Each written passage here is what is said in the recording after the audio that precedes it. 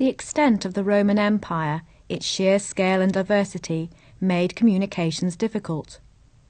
It could take months to travel from place to place, and letters or messages could equally take weeks to reach their destination.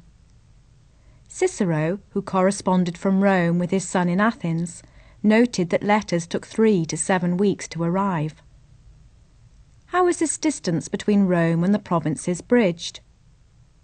Focusing on the symbolic rather than the physical aspects of communication, we're going to explore the role of the emperor as a unifying force.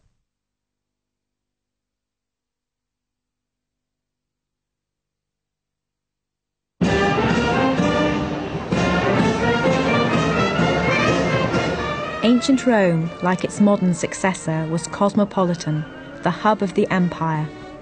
Despite the difficulties of getting there, people from all over the known world travelled to the city, and in return the city provided them with experiences drawn from all its empire.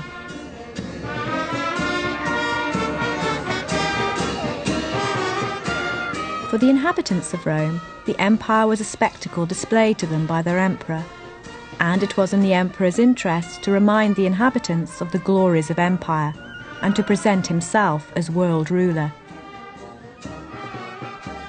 The empire was present in Rome through a variety of media, some subtle, some more blatant. In the arena were beasts and strange creatures transported to the city from around the empire for display and slaughter.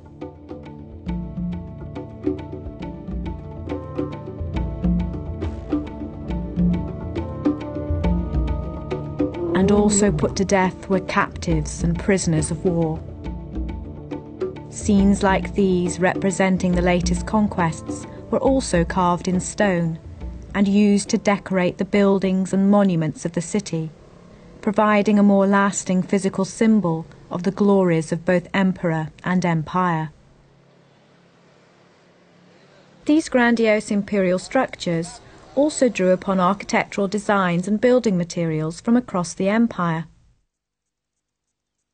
Quarries like Shimtu in Tunisia supplied Rome with the materials that lined the walls and floors of these new buildings. In the Pantheon, the luxurious Numidian yellow marble was set in the floor. It was surrounded by a whitish marble with purple veins from Turkey, and encircled roundels of red porphyry from Egypt.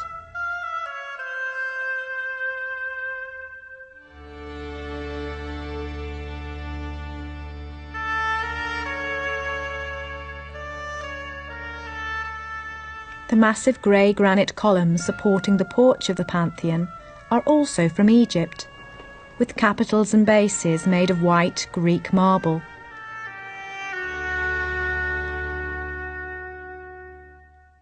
Egypt provides a graphic illustration of how a particular province impacted upon the physical appearance of Rome. During the early days of the empire, the ancient culture was a source of intrigue, so its defeat and annexation by Rome was a cause for celebration.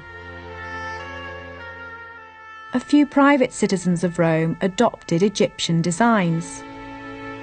This funerary monument, in the shape of a pyramid, was constructed during the reign of Augustus to commemorate the public official Gaius Cestius Epulo.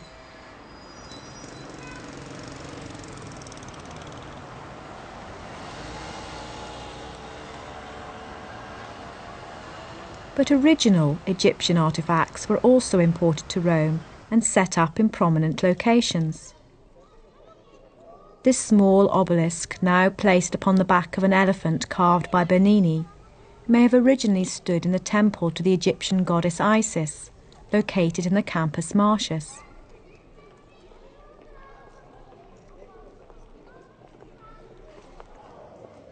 Also found in the Campus Martius was the obelisk used by Augustus as the pointer for his huge sundial. It was accompanied by an inscription commemorating the defeat of Egypt in the reign of Augustus.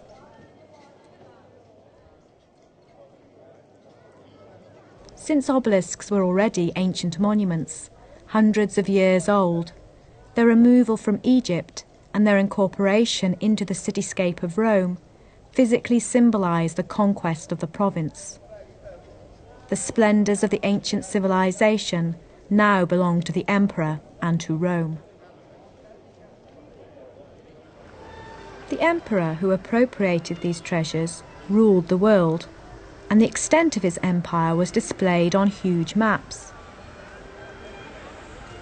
We know from literary sources that Augustus commissioned a plan of the world to be set before the eyes of the city.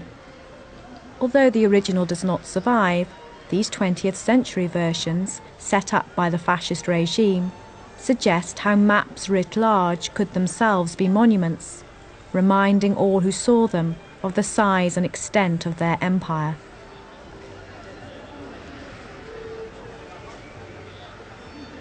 The Augustan map may well have been the pictorial equivalent to the Res Gestae, the lengthy biographical epitaph of Augustus.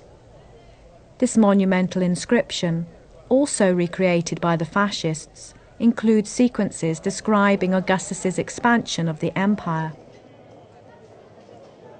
But the emperor's role as a warrior and world conqueror was most powerfully expressed through trophy monuments. The emperor celebrated military victories by triumphs or parades that followed a set route through the streets of Rome. The triumphal arches or ceremonial gateways were set up along the triumphal route, recording the successful campaigns and promoting the image of the victorious emperor.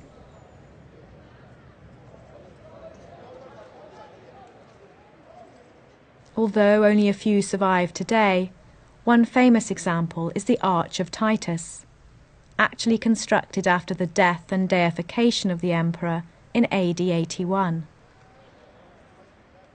On the underside of the arch, his figure is carried heavenward by an eagle.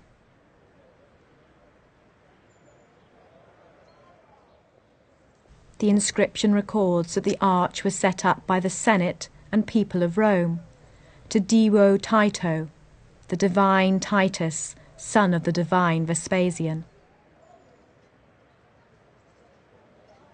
Beneath the inscription, a frieze depicts a triumphal procession which Titus had celebrated with his father, the Emperor Vespasian, in AD 71, following the defeat of the Jews.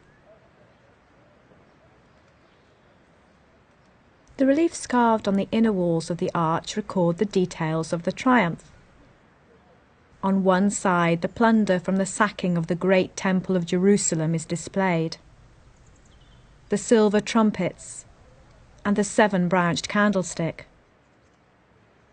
The placards carried by the troops may have been painted with the names of the defeated cities and peoples.